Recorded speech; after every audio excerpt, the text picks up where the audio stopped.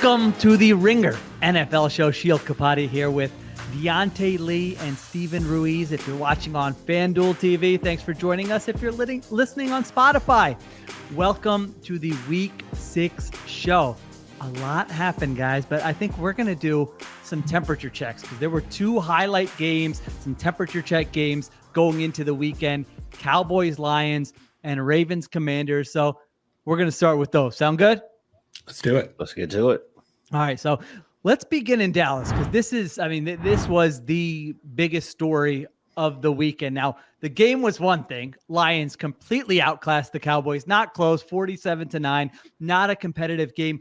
But if you're a Lions fan, the excitement that you should be feeling from this victory is muted because Aiden Hutchinson suffers a serious leg injury, broke his left tibia in the third quarter of that game, had surgery immediately in Dallas. It was a gruesome injury. They didn't show the replays on TV. You could see it on the players' faces, one of those type deals, which is always tough. So first of all, feel for Aiden Hutchinson, was having an awesome season, and now presumably faces a long road to recovery, not only physically, these things can be mentally, psychologically, emotionally very taxing. So hopefully surgery goes well and he gets on that road to recovery. We'll find out more details later this week. But Diante moving to the Lions side of this, I mean, they've looked great the last 2 weeks. They've looked like a Super Bowl contender.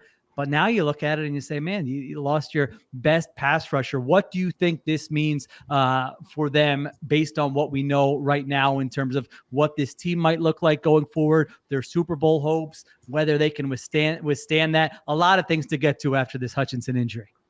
For sure. And I would say that watching that play out in real time and then just thinking about it as the rest of the game went on, I guess I was of two minds. The first thing is thinking about, as you said, just thinking about Aiden Hutchinson and where this season was going for him. Leading the league in sacks up to this point, leading the league in pressures and QB hits up to this point. By any metric, basically, you could look at and say he's been no worse, even by eye test, than maybe the fifth best pass rusher in the NFL. And I would say the metrics support that he's in the top three, if not number one, based on how you measure these things. So that's the first thing, right? And I think that for him, and this is something that I've been critical of, I know that people who pay attention to the defensive side of the ball have brought this up early in his career.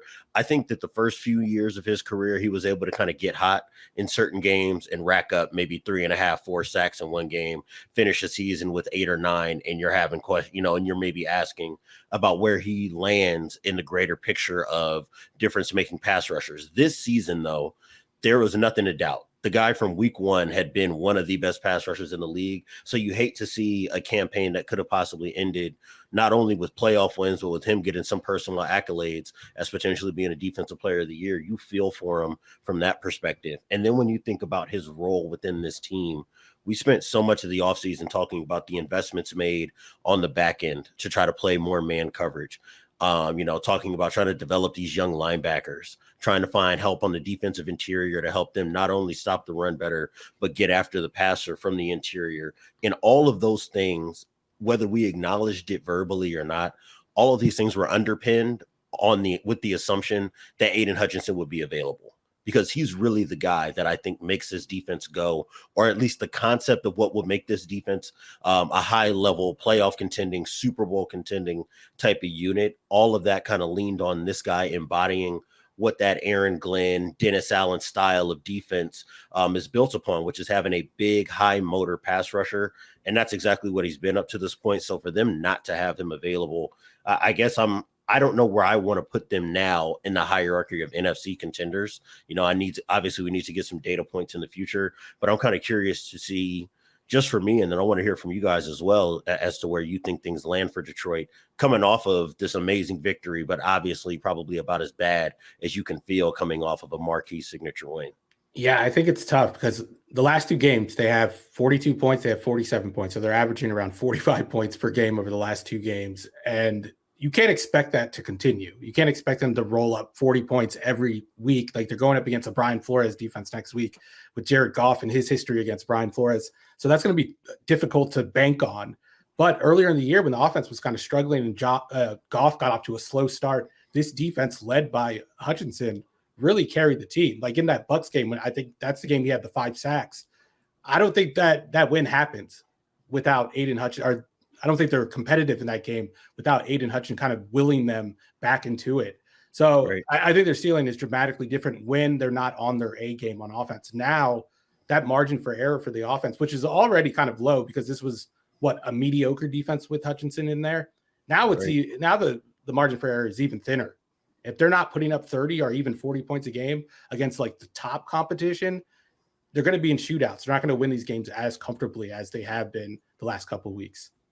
Yeah, it's just not a deep group. You know, you look at it, he has 7.5 sacks. No one else has more than 2.5 sacks. They took a flyer on Marcus Davenport in the offseason. He's out for the year. Any kind of thing you look at with their pass rush, I don't want to say it's completely a one-man show, but it's pretty much as close to a one-man show as you can get to. So to me, it's about like, can they reach a level of competency? You know, I can easily envision a scenario where they lose in the playoffs and you're a Lions fan and you're lamenting the fact that, man, if we had Aiden Hutchinson in this game. At the same time, Lions fans, I'm going to give you some optimism because this NFC is wide open. I still think they have as good of a chance as any team in the NFC to get to the Super Bowl with the way this offense is playing right now. I mean, like the first couple weeks, the numbers were good, but you're like, it doesn't look exactly like last season. These last 2 weeks, I mean, they're going up and down the field with these where Ben Johnson's getting bored in like the third quarter of these games. Like, all right, what should I call now? What should I, what play that we practiced, you know, with like 2 minutes left to practice on Friday when we were joking around. You want to just go ahead and try that here. So I think they've still got a great chance to get to the Super Bowl. I think it's a team that needs to look at the trade market, you know, leading up to the deadline. I don't have a specific name. I'll tell you, is there a Hassan Reddick move to the Lions here? I don't know what kind of shape Hassan Reddick's in, but when I'm looking at it, I was like, well, what pass rushers might be available? I mean, I can see Dan Campbell just bringing him in, putting his arm around him, saying they didn't want you, we want you, we need you. And all of a sudden he's out there because you can say whatever you want about Reddick. He has just been as consistent a pass rusher as there's been in the NFL over the last 4 or 5 seasons. I feel like Ruiz, they need to make some type of move, and I think they're going to make some type of move. I would be surprised if they were just like, this is our group, no big deal, because their window is right now. The problem is like those guys are hard to find. That's why you have to draft those guys in the top 5. That's why Detroit went after Hutchinson when they got him. That's why the 49ers kind of built their defense the way they built their defense with all those top 10 picks on the defensive line. So I don't know if there's a guy available outside of Reddick, but I agree with you. They need something. This is a year that they need to capitalize on because you don't know, you know, Goff's extension kicks in. It's going to get harder to maintain this roster, maintain the young pieces on the defense, the guys they've hit on with the draft the last couple of years. So, yeah, I would sell out if I have to. I would take the cues from the Rams. Obviously, Brad Holmes was in that front office before. He knows what an aggressive approach in the front office looks like. So I think he'll be comfortable doing that. We've seen this team build aggressively over the offseason. So I wouldn't be surprised if they do pull off a move. They definitely need one now. And the in-season trades, you're like, these aren't times when you're trading like first rounders or multiple first rounders. Remember, you mentioned the Rams when they traded for Von Miller. I think they gave up like a second and a third, and that was like, whoa, this is a crazy amount to give up right now. So if you're talking about the next tier, like you don't obviously if you get a star, that's awesome. But I think they just need someone or maybe multiple people that can help them generate enough of a pass rush so that they can play defense the way they want to play defense, so that they can be competent, mediocre, elite offense, mediocre defense. That was their recipe before. It takes a hit without Aiden Hutchinson. Now, what can you do to get as close as you can to that? I think that's their question going forward. And Aaron Glenn can be a little unhinged with his pressures at times. Like he gets a little reckless with his calls on third down when he's trying to generate pressure. And now that he's going to feel more pressure to generate pressure, we could see some pretty funky blitzes. And I don't know if this secondary is going to be able to handle those assignments because in the past, Detroit's kind of had issues when trying to play that style. Well, and I think the thing about it is, and the reason why you really feel bad about Aiden Hutchinson suffering this injury is that this was one of the first data points that I think we had up until that Hutchinson injury where you could look and say, hey, they can actually play just like rush 4 defense and a lot of man coverage. And against a quarterback that just lit up man coverage a week ago, you were plastered to guys and you forced multiple turnovers today. It didn't come at the cost of stopping the run. Obviously, Dallas has had issues running the ball on everybody in any defensive scheme. But the fact that you were able to take what you saw on tape from Dallas last Sunday night, and you show up in a primetime game and you're able to really lock this offense down and cause them problems again, were it not for the injury, we would probably be having this conversation more so from the lens of how much distance is there between Detroit and the next team, instead of, well, how small are these margins between Detroit and everybody else in the NFC that's vying for those top 2 seeds. Yeah, no doubt about it. They still got a shot. They're still among those contenders, like you said, but they've, their season took a little bit of a turn this afternoon. Again, it sucked. You're a fan. You're like, that's as fun of a game as you can have. You're just going up and down the field. They're showing shots of Jerry Jones being sad in the box. You're like, this is why. Yeah, I know. It was his birthday. I know. You're like, this is why, for all the disappointment that sports fandom brings, it's afternoons like this that make it awesome. And then all of a sudden in the third quarter. So, again, hopefully Hutchinson recovers, but we'll get more details on that injury this week. All right, the other team that played in that game. I mean, did they show up? Yeah, did they show? I don't know.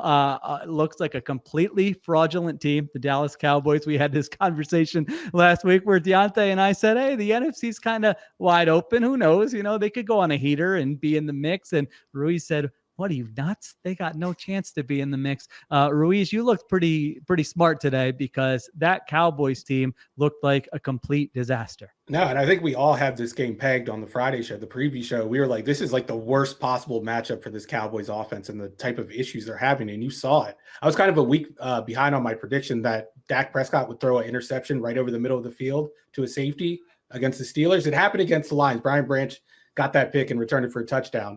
But I mean, the fact that you could predict these blowouts and then they come true, that's the saddest part from the Cowboys' perspective. And that's the part that makes you lose all hope in this team and what this team can be down the stretch. Like, even if they get Micah Parsons back and DeMarcus Lawrence back, obviously that's going to make things easier on defense, but they look so far away. And that's just on the defensive side. On the offensive side, I don't know what the answer is to these problems. Like, because I think it's personnel based. I think it's scheme based. I don't think Dak Prescott's playing his best football. Like, I think he's doing his best considering the circumstances, but he's missing more throws than we're used to seeing with him. And those throws are turning into interceptions. We talked about this a couple of weeks ago. It's kind of like the inverse of his luck on tight window throws last year.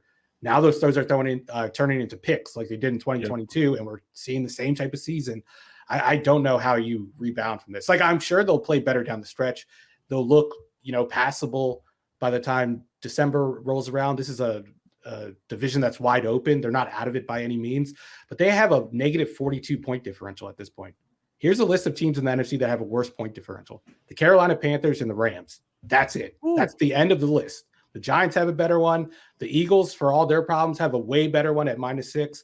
This team looks terrible, and there are no stats that suggest it's going to get better. The only thing that will make it better is Parsons coming back and Lawrence coming back. I mean, to me, and this is a conversation we've had about the Bengals, and I think that this has just been borne out over this season when we talk about these teams and whether or not they're contenders or pretenders. It is so clear that if you only have one way to win, it's just not good enough this year in the league. Yes. And the Cowboys are like maybe the perfect example of a team that only has had one pathway to being competitive. And you're playing against a Detroit team that can beat you several ways. And they were basically put them all on display today. They were able to run the ball when they wanted to. Jared Goff, again, was extremely efficient in the passing game. They have the scheme advantage, the coaching advantage. And, I think that because when you put all those things together, that confluence of events, you can just see the strain on everything that Dak Prescott's doing in the pocket. He can't afford to get pressured because he can't trust that any receiver that's not CeeDee Lamb can go get the separation he needs to get the ball out of his hands quickly. He can't rely on a run game. I always think about the Cowboys in comparison to other contenders in the league. And when I think about the Chiefs and how much we've complained about Kansas City, the one thing that we can all say for certain is that they have answers. It might be an uninspiring answer, but they would have a way, if you're seeing all this man coverage, to be able to loosen up receivers, whether we like the targets that these guys are getting or not. Watching other teams around the league, I think the same things are true.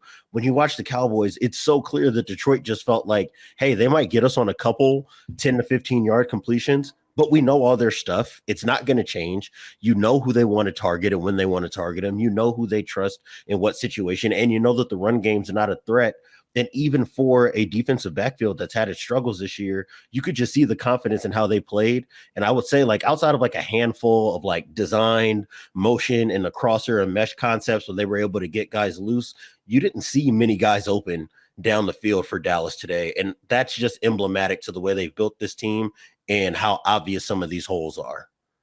Yeah, I mean, the defensive side of it, it's pretty simple. Like, they're injured and they don't have the guys. And I thought Mike Zimmer maybe would be a guy who could do more with less. It doesn't look like he's able to do that right now, and they're getting killed. The offensive part of this, to me, is probably the more interesting discussion, because they had a lot of these same things in place last year, and the offense was a top 10 offense by every efficiency metric you want to look at. Now, the run game was a little bit, better. You had Tony Pollard. You could look at the secondary and tertiary receivers. You had Brandon Cooks and Michael Gallup. They weren't the best, second and third wide receivers in the NFL, but they were more competent. And now you kind of mix it all together where the scheme is uninspiring. Like you guys said, Dak Prescott just attempts more hard throws than any quarterback in the NFL. I think he's been more mistake prone this year, whether that's him feeling like he has to do everything because they have no run game. I don't know, but I think it's pretty clear he's not playing as well as he was last season. And then, you look at the supporting cast, you add all those things together. This offense, this was the second worst offensive performance by any team in a game this season. They didn't score a touchdown. Like, that's unacceptable for Dak Prescott and CeeDee Lamb. I don't care if you throw any other 9 guys out there or 9 guys out there with them on offense and who the coach is. You should be able to score a couple touchdowns, and it's the Lions. This isn't a juggernaut of a defense. Prescott right now is 26th in drop back success rate. Like, this is this offense, I don't think it's just like it's almost nearing like, wait, is it completely broken, not just struggling? Like, they're going to have good games against bad defenses. But overall, if you're a Cowboys fan, what you've seen in the first 6 weeks of the season has to be very, very concerning. Especially when you watch what Ben Johnson did on the other sideline, like comparing those two offenses. Like, they were just like the Detroit, like you said, in the second half, they were just pulling off bits. Like, they were doing joke. They were in a hook and ladder to an offensive tackle. I mean, that's so embarrassing. So good. If you're Mike McCarthy, you have to walk across the sideline and fight Dan Campbell at that point. That's the only way to save face. Like, I don't know how Jerry sits back and watches that. They have the bye this week. So that's always like, the red zone area for coaches on the hot seat. And then after that, a Sunday nighter at San Francisco. We know how those games go for Dallas. That could be a national embarrassment for them. And if they lose that game, like, if Jerry doesn't make a move at this point, I'm questioning him. Like, what are you doing? Wake up. Yeah. Well, and the thing is that we know that he's not willing to make those types of moves. Otherwise, this move probably would have been made last spring or last winter when it was clear that Dallas was out of gas and that they did not have any answers. And they've rolled out the exact same approach.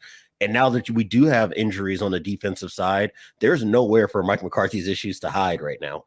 You can try to put this off on Mike Zimmer all you want, and I do think that there are some issues, even when healthy, that they have to sort out.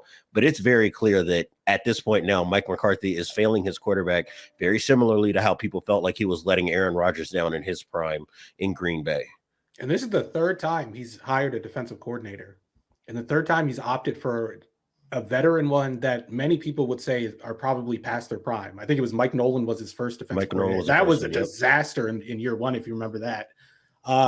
Then obviously I almost said Gus Bradley. Sorry, I do not mean to offend Dan Quinn that much to that degree. But Dan Quinn, obviously they had like a top 5 defense, but they had their issues in high leverage situations in the playoffs against the best teams. And that's when you want to win if you're going to win a Super Bowl, obviously. And then now the Mike Zimmer hire, I know there's been injuries, but even when those guys were in there, it looked a little shaky. So whether it's the offense, the design of the offense and how that looks, or it's his decisions to hire these defensive minds that are kind of past their best, it doesn't look good for him all around. An NFC East team that might be regretting keeping its head coach. Well, we may have more on that later in the show. All right, let's take a break. We come back. We talk about the other highlight temperature check game of the week. All right, we're back on the Ringer NFL show. Other game we all said we got to have eyes on this game was Ravens Commanders, which again, before the season, who would have thought Ravens Commanders in week 6? What do you mean you all have to have eyes on that game? Ravens win this football game 30-23. I want to start with Baltimore, and I can get us started with the temperature check here. I think this is the best Lamar Jackson has ever played, which is a crazy thing to say about a guy who's won 2 MVPs. I think he's easily the MVP of the league through 6 weeks. I wouldn't think twice if I don't get a ballot. Someone want to get me a ballot. If I had a ballot, I would have Lamar on there. I mean, what they did today, and I know it's the Commanders defense. They're stringing together 90-yard drives like it's a Wednesday practice or something. I mean, he could not miss today. They had 8 possessions. They scored on 6 of them. They had 28 first down, 484 yards. He's just dicing opponents up from the pocket, 20 for 26 for 323 yards. I mean, this Ravens offense, like if you were thinking the moves they've made over the last 2 seasons here, Todd Monken was one of them, and then Derrick Henry this offseason. If you were thinking of like the best case scenario, I think you pretty much saw that today, where teams do not want to tackle Derrick Henry. As the game goes on, go watch those Commanders defenders. He has 132 yards. Zay Flowers was terrific in this game. Rashad Bateman had big catches in this game. Mark Andrews looked more like Mark Andrews in this game. Finally, like it's all coming together. Lamar Jackson right now is 3rd in EPA per pass play, and he's 8th in the entire NFL in rushing yards. These are silly numbers, and it's so funny thinking back to when they were 0-2, and now it's like this season couldn't be going any better for them, specifically offensively. So I think I don't want to get bored with like how well Lamar Jackson is playing, Diante, because what he did today, and the margin for error wasn't great. We'll get to the Commanders in a minute, but like if they aren't as sharp as they were today offensively, they might lose that game. But they just, every time the Commanders had something, they came back and had a scoring drive. And it was the best piece of it to me watching Lamar the last 2 weeks is against Cincinnati. You saw him respond to pressure looks very well, exotic looks very well. Washington didn't throw exotic looks at him as much as just a lot of tight coverage, right? And to me, my biggest question mark for this offense is there going to be an answer with getting guys open downfield when you don't have a go-to X receiver type that goes out and wins on the boundary when you see teams that want to play tight coverage? And today was a great step in the right direction. Obviously, the Commander secondary isn't going to inspire a lot of confidence in relation to the rest of the league. But I do like the fact that Rashad Bateman was able to get loose in a way that, earlier in the year, I was texting buddies of mine like, hey, man, what's it going to take for this thing to work between Bateman and Lamar, right? And I think that now we're starting to see some hints at what he can be as that X receiver. You see Zay Flowers working in the middle of the field. And I think that Todd Monken at this stage now has a different level of confidence and understanding at what Lamar does well in the pocket. And you really see them leaning on the things that he does best, which is working the middle of field from the pocket. He has always been underrated, I think, in that facet of his game throughout his career. And this was another great opportunity for people to watch what he can do when he's in full command. And like you said, this year has probably been the best that I've ever seen him play. And it would be hard to be better than he was in 2019. He's on pace for 4,300 passing yards and 1,100 rush yards. Like we've never seen numbers like that. We've never seen numbers like that. If he doesn't win MVP, it's because we're tired of voting for him for MVP. It would be his 3rd MVP in like his last 4 fully healthy seasons. I think maybe his last 3 fully healthy seasons. He wins MVP every time he plays a full season. And like this, the one concern is still the offensive line, because we saw what that did to the team over the first 2 weeks, and we saw it against teams that can capitalize on those issues. We haven't really seen them play another team like that. So I don't know what's going to happen when this offense isn't playing on the front foot like it did today in Washington. Like you said, Sheil, like it did whatever it wanted, just marched down the field. The only time it really lost the ball was when they couldn't hold on to it. Mark Andrews, a ball bounces off his hands, gets intercepted. There was a botched snap that kind of killed the drive and made them settle for 3. But other than that, up and down the field, they average over 3 points per possession, just 9 drives in this one, and they get 30 points off it. Just 1 total turnover for the entire game. This was like a well-played game on both sides of the ball, and that's what stood out to me, was just how competitive this game was in a rivalry that we really don't have any memories from, even though there should be more hate, because there's certainly a lot of hate between the Washington and Baltimore sports fans. I've been around it my whole life. There's definitely some resentment there. And I think over the next decade, we could see this rivalry kind of take off if these 2 quarterbacks are what we think they will be. Obviously, Lamar's already there, but Jaden Daniels, I thought this was maybe his most impressive and meaningful performance to date. Yeah, speak on that, because I was going to take it there next. So go ahead, expand on that. He was 20 for 35 for 269 yards and 2 touchdowns. I think I agree with you, but I want to hear what you have to say about it first. Yeah. We talked about this last week. We hadn't really seen the offense play left-handed yet. We hadn't seen a defense take away their early down stuff and force them to play on 3rd and long. And that happened in this game. Like the Commanders couldn't run the football. They had 0 explosive plays in the run game for the first time all year. They had a 0% success rate running the ball in the red zone, which, stalls out a bunch of drives. They couldn't run, and they were forcing Jaden Daniels to play from the pocket. He only had 4 scrambles in this game. It was his lowest scramble rate all season long. And the pass game was still productive, at least when they weren't pressured. Like, Daniels had his worst game under pressure in this one because the Ravens were able to keep him in the pocket. But he moved the ball. Whenever Washington needed him to make a throw, he made the throw. The throw was on target. It gave the receiver a chance. I think he completed nearly 70% of his passes for the 4th time this season. And it felt like he could have completed more because every throw gave his receiver a chance. It was a good performance. Like, I know it's a tough loss for Washington, and you really wanted that like signature win for the program, but God, I would be feeling really good about this game. I would not be feeling good about that defense though, because the Ravens just like did the same thing over and over again. I don't know how many in-breaking routes the Ravens caught in this game, but it just seemed like the middle of the field was a free-for-all, and Dan Quinn like never adjusted. It's hard to adjust when it's Derrick Henry and Lamar Jackson in the backfield, but you got to do something, man.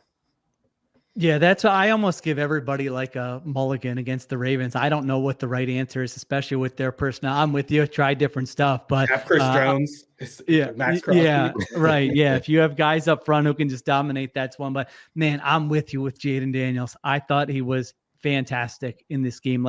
They ran 18 times for 52 yards, so you couldn't run the ball. You're playing from behind. You're facing a team that if you make mistakes, they're just gonna run away with it. Your defense couldn't get a stop.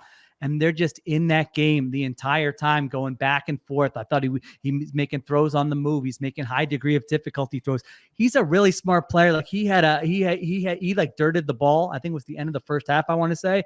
And Romo had a good call out. Like, with the clock where it is right now, the guy was wide open, but he's like, you complete that pass and all of a sudden you have to use a timeout or time is ticking. Like he seems to be processing, knowing game situation really, really quickly. I'm with you. I wrote the same thing down. I would feel great after this loss if I was a Commanders fan. Like, wait, our quarterback can do that on the road against a team that's playing as well as any team in the NFL right now. And I just look at the box score every week, and this is no shade to any of these players, but yes, Terry McLaurin is a very good wide receiver. The other leading target getters for the Washington Commanders: Noah Brown, Zach Ertz, Austin Eckler, Olamide Zaccheaus. These were all players who were available for very low, reasonable salaries this offseason. This is who he's working with, and he's first in the NFL in EPA per pass play. Last 2 weeks, he goes up against Jim Schwartz and then this Ravens defense, and the game Diante has not looked like, it doesn't look like stuff's moving too fast for him. It doesn't look like the stage is too big for him. I hate to use the cliches of like calm and poised, but man, I get excited every time I've watched him this season. I mean, a couple of weeks ago when you were saying like, hey, if this keeps up, Jaden Daniels has got to be in the MVP conversation, and we were offering pushback, a lot of that was because I wanted to see how he would react when game script was not in his favor, when the down and distance situations was not in his favor. And I'm blown away that we did not see any bad habits crop up. The fact that he has been as good with his ball security as he's been under pressure has probably been the biggest revelation to this point. Outside of a bad interception against Cleveland last week, I mean, even being under pressure today, knowing that you've got a lot of zone coverage, a lot of changing looks on the back end, the fact that he did stay poised, played calm, played as quickly as he could, trying to move through his progressions. I thought that for as little scrambling as we did see, I thought that he was wise with how he managed the pocket and tried to avoid making bad situations worse. I have nothing negative to say about him. I think if there's one thing to note, and this is something that I've been kind of looking at since week 2 when they really started heating up, this is the number 1 offensive passing EPA in the open field. And for people who don't understand field zones, that's basically like from the -11 to the +25. right, is what you would consider the open field. They're the number one offensive passing EPA in that situation. But once you get into the red zone, they're 21st in EPA per dropback, 21st in completion percentage at 51%, and they're 19th in success rate in the passing game at 40%. I don't think that that's totally a reflection on Daniels. I think that that speaks to some of the things that Steven called out on our Friday show about this offense giving him a lot of easy buttons when you've got the whole field in front of you, and some of Cliff Kingsbury's issues that come up when teams are able to play a little bit tighter, when you're going to see a little bit more pressure, teams are going to play a little bit more aggressively. But I do think for Daniels, and this is something to look at that I'm interested to see how he responds to over this middle stretch of the season, is how does he use his legs in those situations? Because Washington did leave some points on the field today against Baltimore. There was a field goal that they had to take early where you were driving. You had an opportunity to get 6. You miss out there. The fact that they couldn't run the ball this week, you could really feel it in those tight spaces when you get into the red zone and you're trying to back Baltimore off of you. So I am interested to see how this offense grows from there. But specific to Jaden Daniels, I mean, outside of that one little note, man, there's really not much to complain about in his game right now. And I would say he's pretty clearly the rookie of the year, unless something significant happens before the end of October. He did take some hits today, which, I thought he's actually done a much better job of that than I was anticipating based on what we saw at LSU last year. But yeah, this was a game where, early on, Kyle Hamilton, when they were running that bootleg, and Kyle Hamilton was right there and drilled him, and he completing the pass good. Those kinds of hits, obviously, that was just one example. There were some other ones too. But if you're a Commanders fan, you are having an exciting season. All right, we'll take a break. We come back and we will plant our flags. What are we planting our flags on after week 6? We'll get to that in a minute. All right, we're back on the Ringer NFL show. I'll start us off. Where are we planting our flags? For people, new listeners, this is what we do in the second segment. Just, have a take after what you saw. My take, I'm going to keep it real predictable. The Nick Sirianni era is over. And you're saying, what are you talking about? I didn't really have eyes on that game. I thought the Eagles won that game. No, they won the game. They beat the Browns 20-16. After the game, Nick Sirianni is just gesturing to fans behind. They're playing a home game, mind you. He's gesturing to fans behind the Eagles bench. You don't know exactly what he said, but it was kind of like, what are you going to say now? We won the game. Type of interaction, which in and of itself, it's like, come on, man, you got to grow up. You went over this last year. You know what the owner doesn't approve of this type of behavior. You have that. Then he has what could only be described as one of the more bizarre press conferences I've seen from an Eagles head coach in my lifetime. And I do not say that lightly. He was all over the place in this press conference. He's saying a few different things. Like, one, he said he made the play call on a 3rd and 1 sack at the end of the first half that kind of shifted the game. Now, for those who don't know, Kellen Moore is the offensive coordinator and the play caller. Nick Sirianni has been stripped of all his duties with the offense, but I guess in that moment, he felt like he wanted to make the play call. Then he volunteers information that he made a defensive play call with Vic Fangio as your defensive coordinator. He said, again, Sirianni volunteered this information that he made a call on defense that did not work out. Another point in the press conference, he was asked about some red zone possession, and he said he had his head down on a 3rd and 8, so he didn't really see it, and he doesn't know why he does that, but he did that. Listen, What else are you supposed to be looking at in a football game as a head football coach? I don't understand. Who's not supposed to be calling offensive plays or defensive plays. I don't know. I don't know what you're supposed to be looking at. But, the fact of the matter is this was just some kind of boring October win that you have in the course of a season where you say, hey, it wasn't pretty, but a win is a win. You're 3-2. You're coming off your bye. You're just staying in the mix. But from the time the clock hit 0 to when that press conference ended, Nick Sirianni became the story again. It's been almost every week this season. He is making himself the story. A lot of times it's with in-game decision stuff. This is what happened afterward. So my previous stance was that the Eagles were going to have kind of a ho-hum season. It wasn't going to be good enough, and he was going to be fired after the season.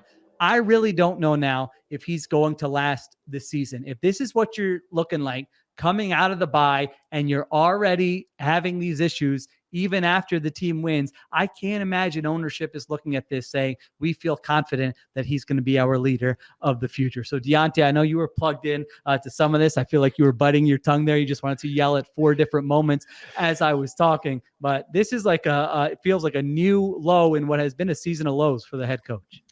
I mean, we have to look at a pattern of behavior because this isn't just an isolated incident, right? You go back to the Falcons game on Monday night. You have an opportunity to put that game away. You come out and you try to push the ball on a 3rd down instead of running it to allow the clock to run and put yourself in a better position to kick a field goal or go for it on a 4th and shorter, presumably, obviously assuming that Saquon Barkley will gain yards there. You come back the next week against New Orleans. I think they had a tush-push failure that he said that he made the call on. And now you have this instance, and it's not just what you said. There's also chirping at Denzel Ward and Greg Newsome.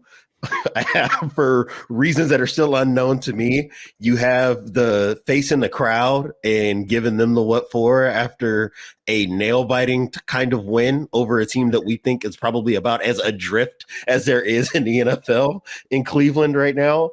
And then I guess my favorite part about it is pregame, he comes in with the shaved head, neon red flag. We're already talking about a guy that is probably not in the best place right now, mentally and emotionally. And then I think if there's one thing I will give him credit for after this just disaster of managing the sideline, something, by the way, that the team owner has already flagged as an issue and something that is not his favorite characteristic in his head coach right now. Instead of facing any of those tough questions and just saying like, hey, here's the exact process, he's dodging things. And then the best part about it is he brings all his kids to the presser as like hey man, got my meat shields with me. You wouldn't want to hurt my feelings while I'm sitting here in front of my baby boys, right? Like you wouldn't want to hurt me now, would you? So to me, and I think you said this, I know we joked about it before the show, talking about coaches getting fired after a winning effort. But man, I just don't know if you're Jeffrey Lurie and you're Howie Roseman and you're meeting at the start of this week talking about the outlook for this team, how can you say that your head coach has the answers when it is so clear to me that he is struggling to do the things that he has been tasked to do, which is pretty simple. It's just managing the game and making sure that this team is executing the way that it needs to be. And you can look at it, whether it's game management by analytics, you can look at the way that they've managed this roster. You can look at their usage of guys or the lack thereof. And the results that we're seeing are just not inspiring enough. And this just feels like different means to the same end as last season when this team was winning close games and everybody who understood what they were looking at was saying that this is a paper tiger and this team feels like a paper tiger again, which you should never feel that way when you have a guy like AJ Brown or Saquon Barkley or this offensive line in your employ. So I don't know how they continue on with this guy. I'm just imagining Sirianni just like shaving his head and never breaking eye contact with the reflection in the mirror as he was doing it. Just like the saddest haircut you can imagine. I'm ready to see Big Dom coach this team at this point. I mean, it can't be any worse. Even this game, like it was the game that we kind of predicted. Like the game plan should be just throw it up to those superstar receivers you have on the outside and like hope it works a couple times and then you score. And that's exactly what happened. Like AJ Brown is the coach of this team, basically. Yeah. MVP. Coach, whatever you want to say. Yeah, he saved them in multiple instances today. So it's as weird and as bad a feeling as you can have about a 3-2 team in the NFL, I think, unless I'm forgetting somebody. All right. I feel like both coaches in this game were like, man, I'm glad I'm not that guy. That guy, right. Well, at least I don't have it as bad as that guy. And I don't know if either one of them is telling the truth in that situation. Well, listen, Diante and I have speculated that maybe one guy might become the other guy next season. I'm just plant that away, depending on how these 2 seasons go. Kevin Stefanski, Philadelphia native. All right, take a break. We'll get to Ruiz and Diante's flag plan. All right, we're back on the Ringer NFL show. Ruiz, what do you got? What are you planning your flag on this week? This is not going to come as a surprise to anybody on this podcast or anybody listening to, but I've seen enough of Derek Carr. Like, I don't need to see any more Derek Carr starts this year. The Saints are 2-4. They've lost 4 games in a row. Spencer Rattler made his first start today. And while they ended up getting blown out by the Bucs, I thought Rattler looked like he belonged in the NFL. Like he belonged as a starter. Like if you would have told me this was a first-round rookie quarterback making his first start against, playoff competition. And Todd Bowles isn't the easiest assignment. I know he has his lows with his defense, but when Todd Bowles is like pitching on it, he's on a heater. It's really hard to play against him. And I thought Rattler really competed for the first about 3/4 of the game, and then the wheels fell off. And he threw some ugly picks. He made some dumb plays. But at the same time, that's almost endearing when like you're comparing him to Derek Carr, who we complain doesn't do enough of that when the team is down. Like when the chips are down, he just kind of folds. The one thing I'll say about Rattler in this game, he didn't fold. He kept trying. He was making plays outside of the pocket. He was throwing downfield, throwing it into tight windows. And I thought he did a good job of like executing Clint Kubiak's offense early on in the game, like doing the play action, the boot stuff. He was competent in that area. And now that the season seems to be over, obviously Carr's going to miss the next couple of games. So Rattler's going to get a chance anyway. If they're like 2-6, 2-7, what's the point of going back to Carr? That's not the future in New Orleans. And maybe there's an outside chance that Rattler is. I think he's shown enough to at least, warrant a chance. Yeah. I think the point that you made about him looking like a guy that they maybe took a chance on in the first round is the exact note that I had, especially towards the end of the first half, right? When he kind of started heating up in the drop back game, not just with the play action passes, but being able to create space in the pocket, being able to get outside the pocket or outside of structure. You see the arm talent really flashed in those moments. And I think that was what was able to keep this team in the game. I think that this was probably going to be a big Saints loss no matter what. In the second that Tampa Bay kind of reclaimed their hold of the game in the third quarter, you could see that New Orleans didn't have enough answers to stay within reach. But I think for the most part, man, you come away from this, if you're Spencer Rattler, if you're that offensive staff, feeling like, hey, if we're going to have these offensive line issues and guys are going to be in and out of the lineup and we're going to be missing a tackle here, a guard here, our center is nicked and bruised up, you probably want a quarterback like Rattler running this thing, because he never folded in terms of pushing the ball down the field. He was looking to be aggressive at every turn, even when it did not play out well. And I think that for that reason alone, you should probably look at, like Steven said, if things aren't looking great at the end of October, just keep it rolling with this young guy, give him an opportunity to prove that he can give you something. And if not, this was probably just going to be a lost quarterback room no matter what. Yeah, they're 2-4 on the season now. Like you mentioned, Ruiz, it seems like only yesterday we were talking about the, Saints getting off to a hot start, but Rattler goes 22 for 40 for 243 yards, a touchdown, 2 interceptions, 5 sacks. I mean, we have to remember what, rookie quarterbacks generally look like. That is a respectable line for a rookie quarterback making his first career start. And their defense. Yeah, down 17-0 to start the game. So negative game script the whole game, basically. Yeah, then they scored 27 points in the second quarter. They had 4 consecutive drives where they scored. 2 were short drives, but they put together 2 long drives there in the second quarter. And then you mentioned it in the second half. I mean, their defense couldn't get a stop. They're giving up 51 points, but you scored 27. So enough there to sometimes you just got to pass the oh, this could be really, really, really, really, really bad test. And it feels like he at least he passed that test and maybe more with this start. So anytime you have a young quarterback, adds a little juice. I think juice is the word. Derek Carr versus Spencer, new blood in Spencer Rattler versus old blood in Derek Carr. Which option is going to give your season a little more juice if you're a Saints fan? I think it's obviously got to be Spencer Rattler. All right, we'll take one more break. Then we come back. Diante, got to find out where you're planting your flag. All right, we're back on the Ringer NFL show. Diante, what do you got? I'm really glad that we did all the Jaden Daniels talk early, so that way all the Commanders fans can be pleased with, me kind of giving my praises in that direction, because the flag that I'm planting here is rookie of the year or not. The way that Caleb Williams is playing the quarterback position right now gives the Chicago Bears a legitimate shot to contend for the NFC. And I think that today was a great opportunity, I think, to show the growth between what we saw in September and what we're seeing now.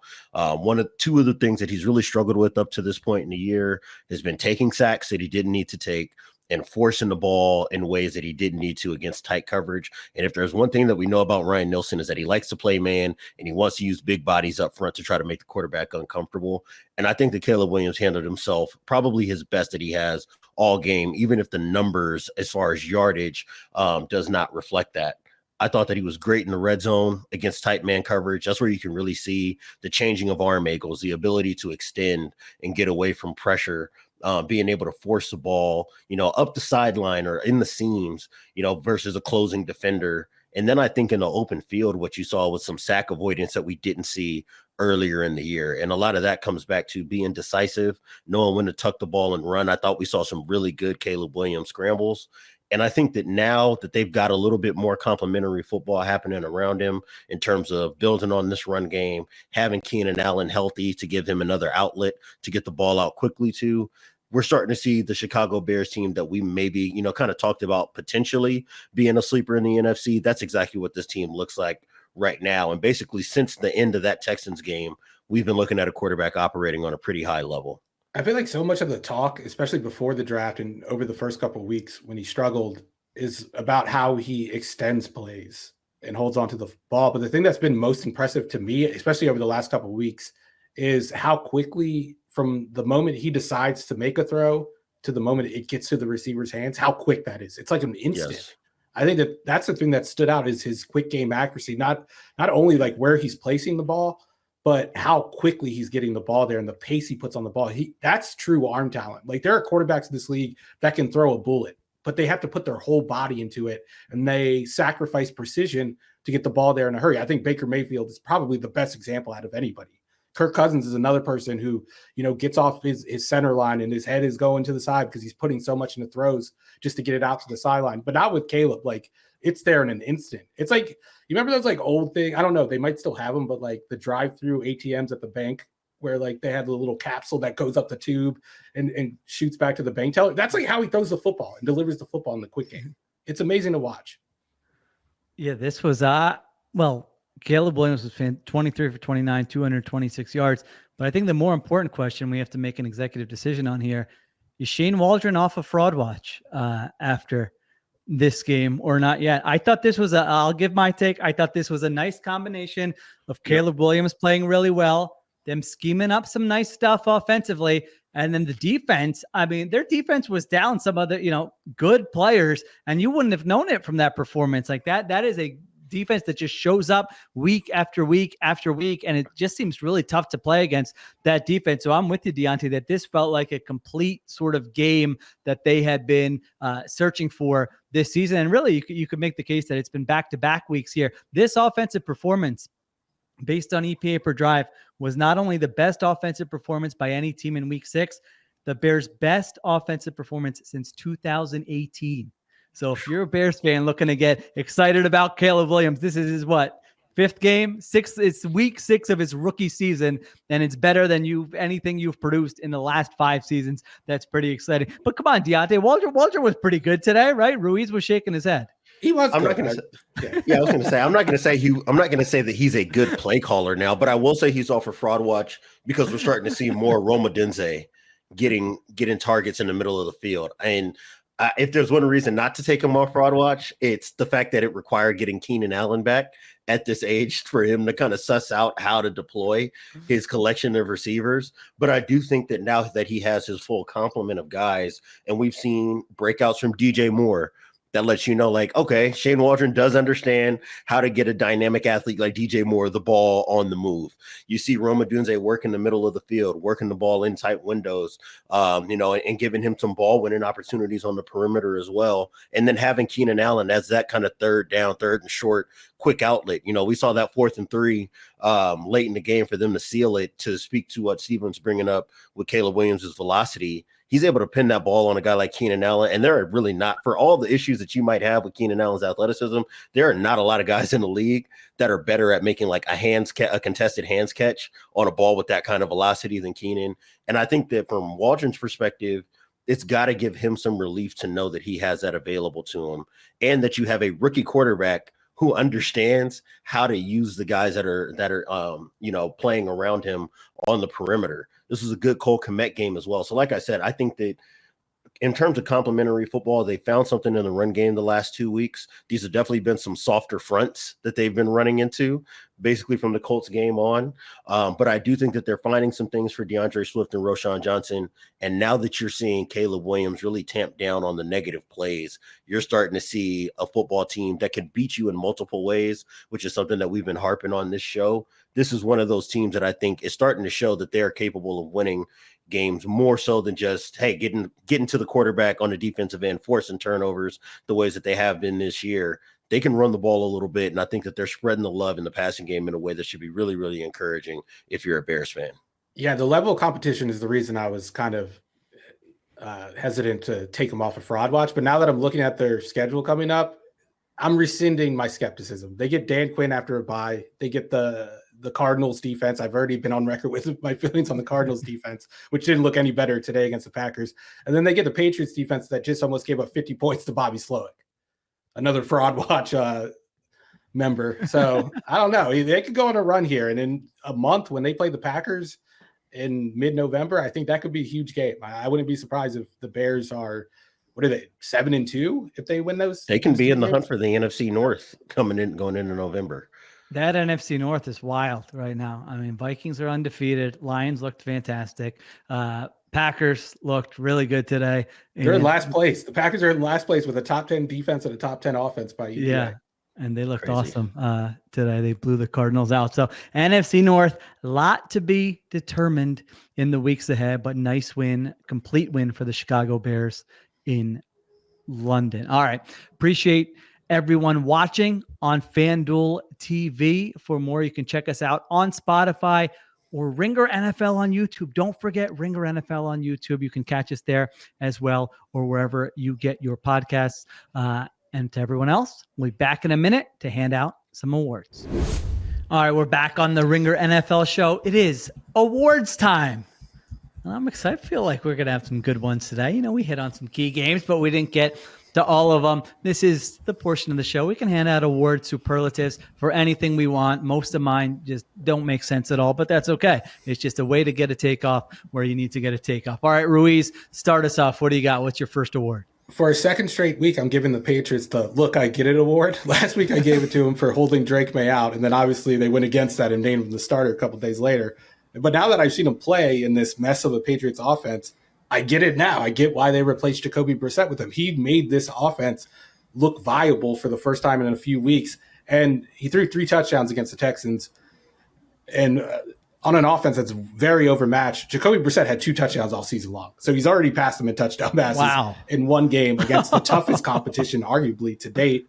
And if you could survive and look decent and look like you belong, like I said about Spencer Rattler, against that defensive line and that pass rush and that defensive coordinator, then yeah, you might as well start the rest of the year. We don't need to see any more Jacoby Brissett.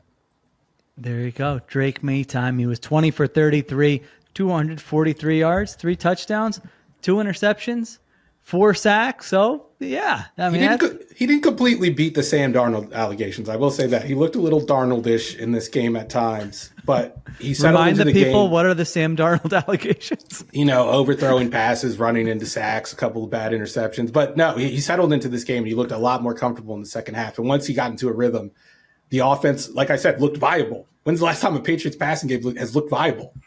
Yeah, it has not looked viable all season long. And again, it gives you, if you're a Patriots fan, give you some juice for the rest of the season. At least you get to watch your rookie quarterback. All right, Diante, what do you got? What's your first award? I've got one from the same game, from the opposite side. This is the Diante was right all along award, and I'm giving this to Will Anderson because I had to hear so many times throughout the draft process for him. How is he going to generate pressure? He's not a bender. He doesn't do this. He doesn't do that. This was another opportunity for me to really drive the point home that right now I just think these high motor guys, these high motor pass rushers are the ones who we're seeing win on a down-to-down basis.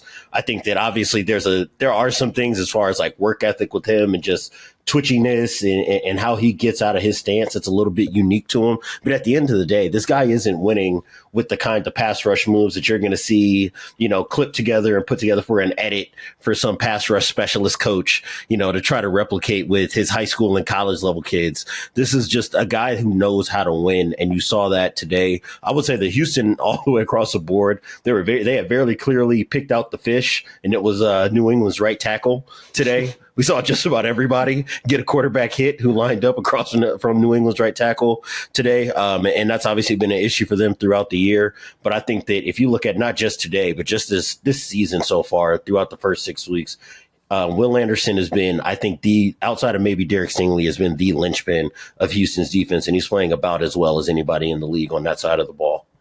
It's block destruction. That's what I would call it. He just destroys blocks. It doesn't matter how he gets it done. And like it applies to the run game and the passing game. And I think like having those two guys on the edges and Danielle Hunter also, it raises the ceiling for this defense so much higher than it was last year. What a box score for Will Anderson. 8 tackles, 6 solo, 3 sacks, 4 tackles for loss, a pass defended, and 3 quarterback hits. So just filled up every category there. Because when you were describing that, Diante, I was thinking, all right, well, I don't have an award. I don't know if you guys have an award for TJ Watt. I don't have an award for TJ Watt, but that's like a similar, even when he was coming out, it's like, what's the best version of him? It might be kind of TJ Wattish, and TJ Watt was just dominating that game. His box score doesn't look quite as good as Will Anderson's, but he just had a ridiculous forced fumble when that game was actually competitive and the Raiders were driving, and he's having a phenomenal season as well. So there you go. Some love for Will Anderson and a little love for TJ Watt. All right. My first award, the Put the PBR Away award, PBR Away award goes to Jaguars defensive coordinator Ryan Nielsen. I'm with the you on hipsters this have one. loved this guy, for 2 years. Ryan Nielsen.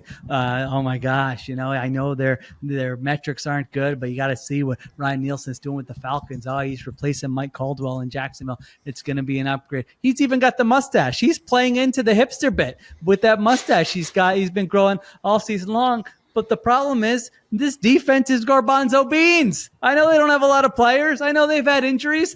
This defense stinks. They had the worst defensive performance of the week in both EPA per drive and success rate on the season. They are 31st in EPA per drive. I say, Nielsen, you got to shave the stash until the defense starts playing better. You can't have the stash and be the stash guy on the sidelines, not in the booth, so the cameras keep going to him. And it's just like Ronald Darby just got called for his 7th penalty on this drive. Is anyone coaching this team? What is happening with this defense? So Ryan Nielsen, no PBRs, no flannels for you. Now, Andre Sisco said after the game, it felt like the team quit. He was like, "You can." Oh, did he really? I didn't even see that. Oh he said, "You could see a lot from my perch." Like he said, "I'm the last line of the defense." So you could feel when a defense is given up. And early on in the first half, it felt like there was a whole lot of quitting. Was his quote. And what makes it funnier is that Doug Peterson in his post-game press conference. All right, Ruiz was just cooking. We lost his mic. We think maybe Doug Peterson has access to our recording. He's just sitting in like a London hotel room. But Ruiz, you were saying what was funny was Doug Peterson, and then we lost you. Maybe Doug Peterson had something to do with it. Maybe he didn't. We don't know. No, yeah. So Andre Sisco says the team quit. And then in the press conference, Doug Peterson's like, "I'll say one thing about our guys. They never quit." And then his starting safety's in the other room going, "Yeah, we quit in the second quarter." Yeah, I could tell. You never hear of, even when it's obvious that a team is quitting, a player never says that that the team actually quit. So that is not a good sign as the Jaguars prepare for yet another London game against the Patriots next week. All right, Ruiz, what do you got? What's your next award? All right, I'm going to give Dennis Allen the worst timeout of the week award. And honestly, tell me about this. This timeout didn't really end up hurting the Saints because they ended up getting blown out by the Bucs. But the Bucs are up by 10 points. They're driving. They're on the 4-yard line, 4 yards away from a touchdown. It's 1st and goal. The Saints have 12 men on the field. And for some reason, Dennis Allen decides he wants to call a timeout to prevent the 12 men on the field penalty, which would have cost them 2 yards. They're down by double digits in the fourth quarter, needing every timeout they can get, and he's burned one to save 2 yards. I don't understand it. That's the worst timeout of the week. That's the worst timeout of the season. He has a history of those moves. Yeah, he is not. I would not say he's among the best game managers in the NFL. So I like that one quite a bit. I had one from that. Do you have one from that game, Diante? Otherwise, I got one from that game. No, it's all you. Well, I mean, should we be taking them more seriously award? The Tampa Bay Bucks.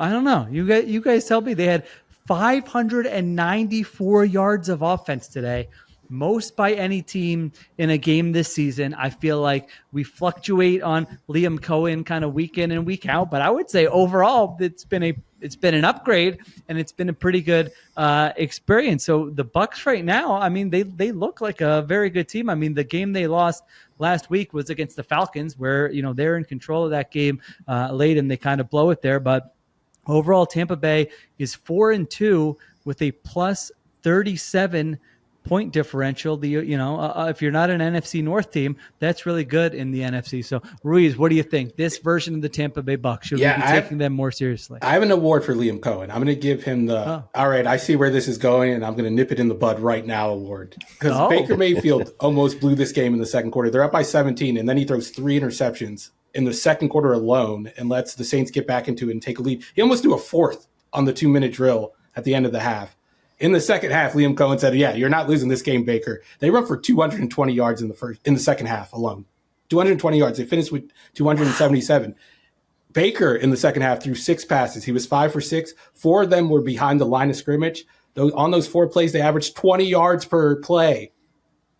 So that's was a good really offensive coordinator right there. That's some old Sean McVay. I'm not letting Jared Goff do a thing in this game type coordinator. That's some Jimmy G and Kyle Shanahan type coordinating right there. Sheil, I like the framing of this question, because to me, I do want to believe when I watch them on a week by week basis, right? Like, this is one of the few teams in the league where I feel like I'm not always watching them beginning to end, but when I do check in, I'm like, man, these guys are moving the ball. Yeah, me too. Mike Evans looks great. Chris Godwin looks great right now. It looks like they're finding something in the run game. And I think that this is something Stevens brought up with Sam Darnold, right? I think that Sam Darnold has been the ringer NFL quarterback, of the guy that has that bozo in him. I don't know if there are many guys who have more of that bozo in them than Baker Mayfield, especially when he gets pressured. So the fact that they've been able to move the ball in spite of Baker Mayfield having bad games, I would say on at least half of their 6 so far this year, I think speaks really well to what they've got in terms of an offensive play caller in Liam Cohen. Baker Mayfield is like the Todd Bowles of quarterbacks to me. Like, the highs are so high, and you can talk yourself into like this guy being a top 10 guy. Like, when the Bucs defense is going good, it looks like you can't score a point on it. I remember that Bucs or the Chiefs Super Bowl when they just completely dominated Andy Reid in that offense. But the lows are really low, and you saw the lows in this game and the highs with Baker Mayfield, and it's just so hard to trust a quarterback like that. And like, as optimistic as I am about Liam Cohen going forward, we haven't seen it for a full year yet. What's going to happen if defenses adjust and take away what they're doing right now, which is a lot of throws behind the line of scrimmage? It's almost like as impressive as that 49ers offense last year when Brock Purdy was averaging like 9 yards per attempt on throws behind the line of scrimmage. Baker's right there this year. And we gave Kyle Shanahan all the flowers in the world last year, and he was working with a team of all-stars. I mean, Tampa Bay's roster is very good, but it's nowhere close to what they had in San Francisco last year, and it looks just as good. But what happens when they have to go to a plan B and maybe Baker's struggling and they can't run the football as well as they did? They can't run for 200 yards in the second half. Then I'll have my questions about the ceiling of this team. Yeah, Mayfield's average pass is going 5.6 air yards past the line of scrimmage, and they have a top 7 or 8 offense based on the metrics you look at. All right, so the fact that I started that conversation with, should we be taking them more seriously, and it led to, should he be in the running for got that bozo in him, quarterback of the show, I think that probably answers our question there. All right, Diante, what do you got? My next one, I feel like this is one I flagged on the Friday show as well. My I can't watch this anymore award goes to Bo Nix in this Broncos passing offense. I brought up the fact that he's like the worst in terms of passing EPA, even when you remove sacks, even when you remove interceptions, he is still the worst. And he put up another masterclass of bad quarterbacking in the first half of Sunday's game against the Chargers. 3 for 10, 22 yards and an interception, which would be the worst for most quarterbacks in this league so far, if not for the fact that he once completed 7 passes for -7 yards a couple of weeks ago against the Jets defense. He's by far the worst in terms of passing EPA in the first half in the league, and he's 38th out of the 42 quarterbacks that have played this year in success rate. on first half dropbacks. So, I mean, it's not tenable. You can't compete this way. He clearly does not, he has no interest in trying to push the ball down the field. He does not want to work the ball into tight windows. If he does, it's usually one of those chuck and duck, hey, I'm just flinging the ball 40 yards downfield and hoping that Cortland Sutton comes down with it types of throws. And you just can't run offense this way. And I can't watch this anymore. I'm not the guy that is always here ready to slam quarterbacks, but this is one where I can't pretend. I can't pretend, and Sean Payton can't make me, and I can't believe that we allowed him to get through the offseason without ridiculing him on every single podcast for saying he felt as strongly about Bo Nix as he did about Patrick Mahomes. I am that guy that comes in and bashes quarterbacks, but I'm going to give Bo Nix a little bit of defense here. Like, wow, this is the most unexpected Ringer NFL moment of 2024. Let's go! I'm excited. It happens. But I mean, this is what the Sean Payton offense has looked like, no matter who his quarterback has been over the last couple of years. And yes, he's had some very flawed quarterbacks and some quarterbacks who are very willing to play this punchless style of offense, going to Russell Wilson, Taysom Hill before him, Teddy Bridgewater. These aren't like the most ambitious quarterbacks in terms of throwing downfield. But at a certain point, you have to look at the common denominator. And it's been Sean Payton for 5 years at least now. And sure, Bo Nix wasn't willing to push it downfield very much at Oregon, but you would hope coaching would help that and would, give him the confidence to throw downfield. And we haven't seen it at all. Like, I don't see the benefit Sean Payton is providing with this rookie quarterback right now. And he's supposed to be the QB whisperer. To that point about coaching, when Bo Nix was at Oregon, he did not have a sack problem. He did not have issues with drifting into pressure the way that he is now. He was not, for as risk averse as he was at Oregon, I also thought that when the structure of the offense gave him an opportunity to attack a one-on-one or to push the ball downfield off a play action, that was part of the reason why people were asking whether or not he would be viable as a pro, was because he had flashed that over his last 2 seasons at Oregon. There's just none of that right now in Denver. I don't know what kind of coaching he's receiving, but it is clear that he does not trust whatever is happening deeper than 10 yards in the pass progression, unless it's Cortland Sutton in a 1-by-1. And right now, he's just not pushing the ball accurately and confidently enough, even in those situations, to convert, when he does see those in his pass progression. So it's not viable. It's not like they have many other options to go to. So I expect to see more bad Bo Nix quarterbacking with this offense. But it's clear that there is nothing that Denver can do to stay competitive this way. And it's really a shame because that defense has been playing so much better than I think I would have expected coming into the year. And I do think that they could have maybe snuck their way around being a 7-10 to 8-9 football team with the way they've been playing defense if they had any level of competency in the passing game right now. I do resent Denver for those 2 garbage time touchdowns, which cost me a perfect week in our picks. I would have went 3-0, but no, Bo Nix had at least 2 touchdown drives at the end of the game or whatever it was. Yeah, and what you said, Diante, about the Broncos defense, I mean, all the graphics about rookie quarterbacks and their records this week, it's like Vance Joseph has been saving Sean Payton through the first 5 weeks of the season. I mean, you didn't need to go deep into the metrics to figure out how they were winning games. Their defense was the reason they were winning games. It had very little or nothing to do with their offense. And so then when your defense doesn't play as well and the Chargers were able to, move the football a little bit on them, well, now your offense needs to do more, and your offense couldn't do anything, just 17 first downs on the day there. All right, my next one. The coaching masterclass of the week, and we've given him love before, but I think he deserves it today, goes to Matt LaFleur. If you watch this Packers-Cardinals game, I mean, talk about no resistance from a defense. The Packers had 9 real possessions, and they punted once in this game. 27 first downs, 437 yards. So we know LaFleur's a good offensive play caller. We gave him love. Malik Willis was in there for 2 weeks. But a nice reminder that being a head coach is more than just calling plays. And Romeo Doubs was back in this game. He gets a couple touchdowns, incorporate him. He seems a little bit happier now with the 2 touchdowns. The defense played well. The special teams played well. I thought this was by far Green Bay's most complete win of the season. This is the team that I was like, all right, I picked this team to go to the Super Bowl. They looked like it today. Now I was going to predict in my plant my flag that they're going to go on a run. their upcoming schedule is not easy. So they're going to have some measuring stick games, some fun games that I'm looking forward to seeing starting, I think, next week against the Houston Texans. But they've got to be thrilled with where they're at right now. 4-2.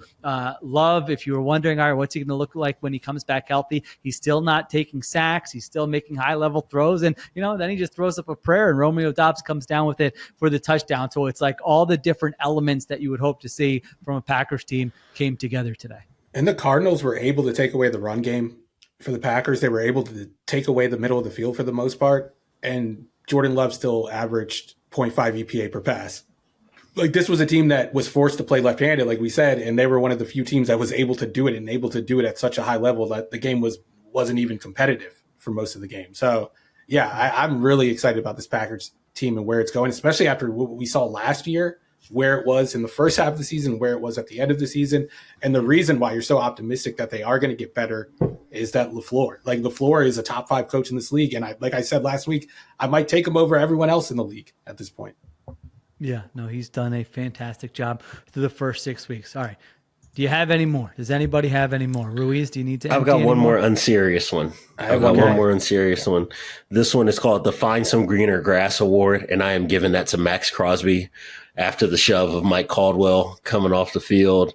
What happened? I missed this. Tell me what happened. I think this is towards the end of the game. Max Crosby's coming off the field, kind of dapping players up as he's getting to the sideline. Mike Caldwell, who is Jacksonville's former defensive coordinator, now I think the linebackers coach and run game coordinator for the Raiders, tries to give him like that embrace, and it was very similar to the Aaron Rodgers, Robert Saleh embrace, where the coach thought he was going to get a nice little, hey, man, it's all okay. I know you're playing hard out there, hug, and Max Crosby gives him a full force 2-handed shove to get the guy off of him. Obviously, he comes back after the game, tweets, hey, Mike Caldwell is one of the best guys in the league. You're making something out of nothing. And that might be how he actually feels. But if I'm Max Crosby, I might be calling my agent and saying, hey, how desperate is Detroit to replace that edge rusher? Oh, I like that. A first, because you're getting Max Crosby's getting a first in a trade. You're the Raiders. You're going nowhere. You're going to trade Devontae Adams. I mean, I would want to hold on to Max Crosby. Probably. I mean, he's still so young and he's so productive and he's awesome. But I would answer the phone and find out. You got to take the call. It'd be funny. It'd be funny if he came out like after saying in the summer, like, "Hey, if you guys don't sign Antonio Pierce, I demand a trade." If he says, "Nah, if you guys don't fire him, I demand a trade," he just completely flips on him. Yeah, I'm seeing these quotes about Mike Caldwell is a great dude and all that. What a 6 weeks for pushing for pushing a coach in a celebration on the sideline. What a trend to monitor here. Now that I was thinking when I was thinking about who the Lions could trade for, because Diante, you brought this up in the summer. I remember you surprised me on a pod where you were like Max Crosby, and I'm like, what? Max Crosby can't get traded. He just demanded that Antonio Pierce be the head coach. But as Ruiz said, here we are 6 weeks in. So who knows? But all right, I like that one. Ruiz, what do you got? What's your last one? I'm going to give the clutch punter award to Rigoberto Sanchez from the Colts. I don't know if you guys saw this dagger of a punt to put the Titans away, but 22 seconds left. They're on the 40-yard line, their own 40-yard line. He nails a punt on the 3-yard line. Not only does it get down, but it goes out of bounds. It's a coffin corner. So I looked up these punts. I wanted to see how many of these dagger punts have happened. My criteria was last minute of the game, you're up by only one possession, and it has to be down within the 3-yard line. Can't be returned. You can't return it and try to lateral the ball and then you tackle them. It's only happened 16 times since 2000 per True Media. So this is not something that happens a lot. And only 3 times since 2000 has it gone out of bounds. Has it been a coffin corner style kick? So Sanchez, it literally made some history. And you were talking about filling out an MVP ballot earlier. Don't forget about this moment when you fill out your MVP ballots. All right. What a punt. Is this our first punting award? Have we had a punting award before? No, we haven't. And one more fact. What a show. A 57-yard punt is the longest of any of these little dagger punts since 2000. So it was literally the best one that we've ever seen since the turn of the century. So bravo to Sanchez. What I'm taking for this is for all the time that Steven spends on quarterbacks, he's really got a defensive coordinator's heart because he's talking about end-of-game punts to put the game away. That's a man who understands real ball. I thought you were thinking maybe we do some punter rankings. Oh, hell no. You got the Puntalytics Twitter account. Who knows? I got my hands full with Aiden O'Connell. I'm not doing. You're the punter. I'm not doing that. All right. Speaking of having a defensive coordinator's heart, this is my last one. And the award is the trend that needs to be adopted by every OC immediately. We talked about this before, but when you're blowing out the opponent, try to get the big boys a touchdown.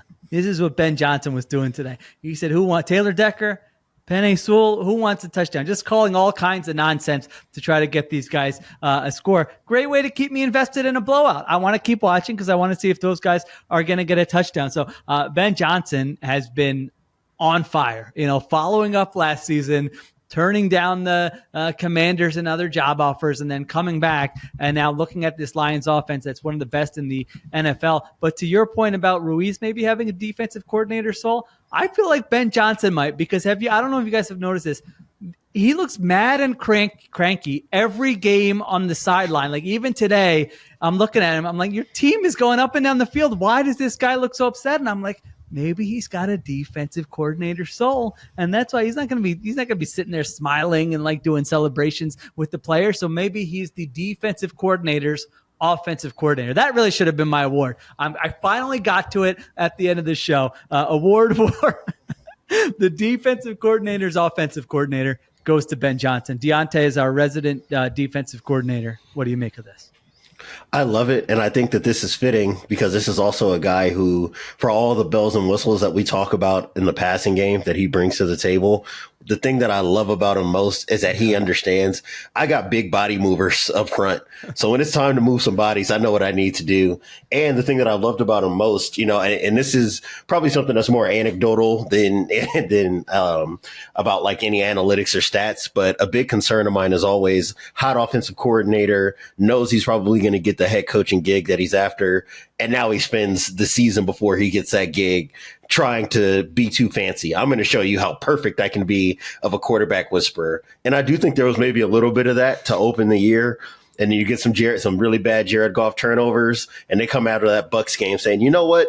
We're running the football. Hey, Jared, you remember how you used to check the ball down in 2017 and 2018 and you got a lot of yards after the catch that way? Let's go back to some of that. And I think that that's been a big reason why we've seen them look so efficient in the passing game over the last couple weeks. I would say especially against Seattle, but even this Sunday, him getting the ball out of his hands quickly and underneath has allowed them to get some hidden yardage. And I think that that's helped set up the rest of their game. So, yeah, Ben Johnson's definitely got a defensive coordinator's heart. And I'm just going to claim him off the fact that he's one of the best play callers in the league. And we don't get to spend enough time talking about, the guys who do well and whether or not they share any lineage with our defensive brethren. So we'll claim them if nobody else will. He runs the ball. You're right. He runs the ball. Then once the lead is in hand, then he starts breaking out the give me the bag calls, or I call them the resume calls. Like, all right, who's watching? Which owner's watching? Your coordinator's not doing this. And he's right. I was on like an Eagles thread where it's like, yeah, your coordinator's not doing what Ben Johnson's doing right now. I'm sure, like Ruiz said, I'm sure Cowboys fans are watching that going, hey, why can't we do some of that stuff? So he's been very effective in doing that. All right, that was my last one. If you're an Eagles fan, you're asking a question of whether or not your offensive coordinator is actually in control of the offense, because it definitely doesn't look any different than it has the last 3 years. And you're also asking, what is it going to take to maybe get Ben Johnson, where does he like to golf? What does he like to do in his free time for 2025? All right, that was my last one. You guys got any more? You're good. I got one. It's not really an award, but I'm putting someone on a watch list for an award, and that's the one and done award. And I put in Brian Callahan, the Titans coach, on this one. Just an early look. I'm just planting my flag a little bit here. I talked about him kind of berating Will Levis over the first couple of weeks, how bad of a look that was. If you don't want that guy committing those mistakes, how about you coach him up? Is that too much to ask? But he had a bad punt at the end of this game against the Colts. You lose to Joe Flacco. And then Calvin Ridley is talking trash about your play calling or about getting the ball in an expletive-laden rant after the game. Oh, I missed this. It seems like a loose ship. Just seems like a loose ship. I don't know. And Will Levis is still turning over the ball. This is not what you want to see. You kind of brought this guy in to get the most out of Will Levis, who's like a play action under center guy, but he's still making the same mistakes he was making in week one. He throws away the game at the end here, floating up an interception towards Calvin Ridley. It doesn't look good. The passing game doesn't look good. That's all I'll say. The defense, I think, has done its part. And Brian Callahan, you would think, doesn't really have a hand in that as an offensive-minded coach. I didn't realize this because it was on in the midst of a bunch of the other early slate games. Calvin really didn't get a single reception. His only touch of the game his only touch of the game was, I think, a jet sweep that he took for 9 yards. If I'm Calvin Ridley, I probably got a little bit something to say as well, especially for a guy who's coming from Cincinnati and you would think would understand how to get the ball to dynamic playmakers on the perimeter. That is a red flag when you can't find a way to get your best pass catcher the ball. You know how we talk about that with Kevin O'Connell? It's like you're never watching a Vikings game like, oh man, defense is just taking Justin Jefferson away. I know Calvin Ridley's not Justin Jefferson, but you get the point. I love this one. I feel like we're the only content space that was ripping Brian Callahan for his behavior towards Will Levis because the turnovers were so absurd. But still, you're a new coach. You know, why don't you get the backing of your players a little bit and stick up for them a little bit? You're trying to build a culture, and now you got Ridley going off in week 6 and the bad game management. I think this is a great call. Without even having watched this game yet, I'm on board. Brian Callahan, you're on a one and done watch. I love it. All right. So there you go. Good one. Good positive one to end on there. Brian Callahan.